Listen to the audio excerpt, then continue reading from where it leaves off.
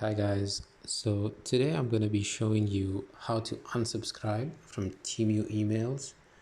How we're going to do this is we're going to open the app. Obviously you're at the home screen. You're just going to go onto your profile, and when you're onto your profile, just go to settings.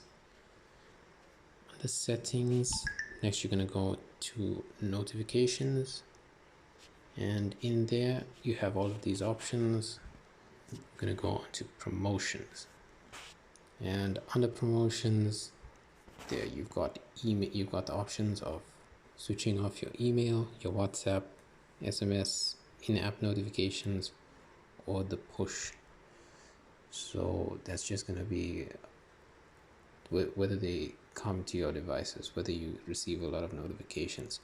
So for email, there's a button. You're just gonna switch that off. Yeah, it's quite simple. Okay, that's it for today guys. Thanks for watching.